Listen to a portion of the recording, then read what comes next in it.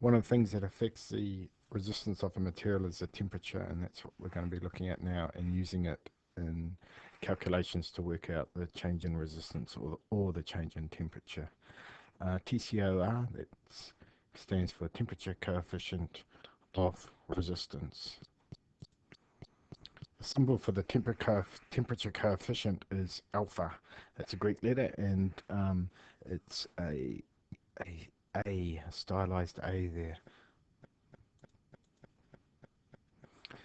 Alpha is given in ohms per degree Celsius.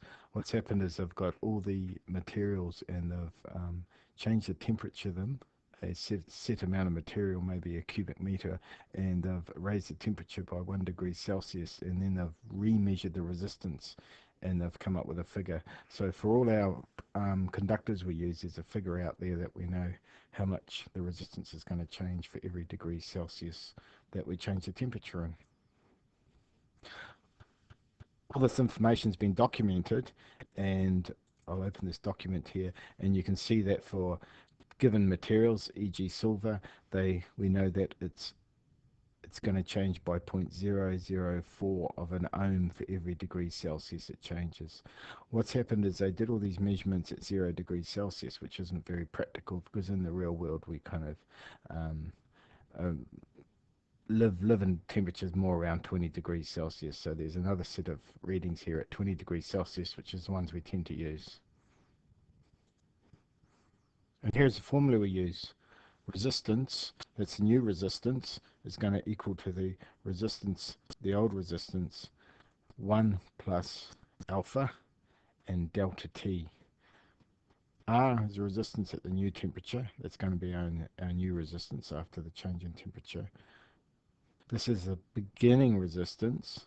In this formula it shows it at R0, but it can be at a temperature like 20 or 30 degrees, as long as the alpha is at the same temperature. And alpha, temperature coefficient of resistance. That's this figure here, so that will be ohms per degree Celsius. The last symbol here, this is delta. Whenever we see delta, that means change in. So these two here is change in temperature. So that's going to be the change from the beginning temperature to the end temperature. Let's apply this in an example in a question. This question here says the resistance of a copper conductor is 30 ohms at 0 degrees Celsius. What is the resistance of this conductor at 250 degrees Celsius?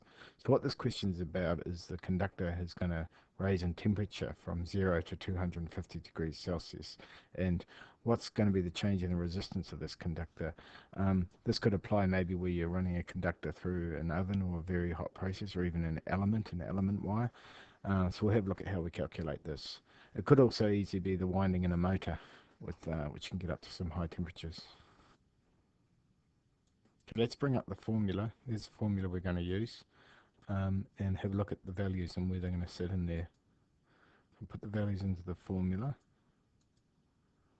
There you go. So we've got 30 ohms as our starting resistance. Resistance of copper conductor is 30 ohms at 0 degrees Celsius.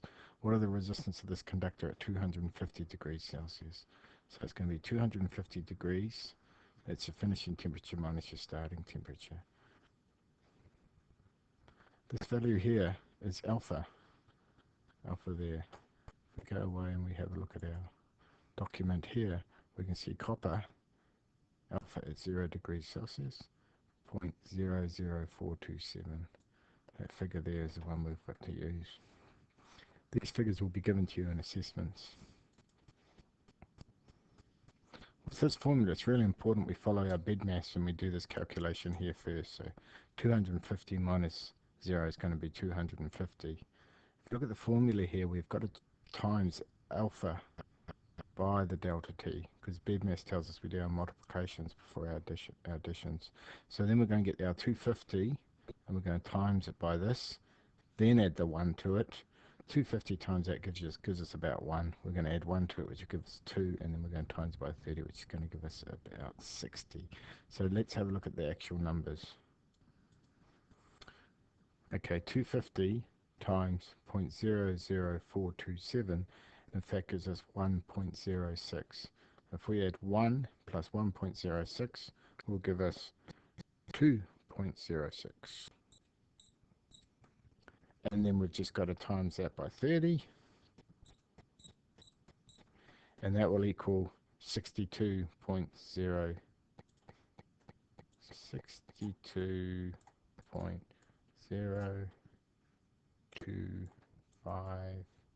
ohms. So in this case here, our resistance is just over doubled from our starting resistance with a change in temperature of 250 degrees Celsius.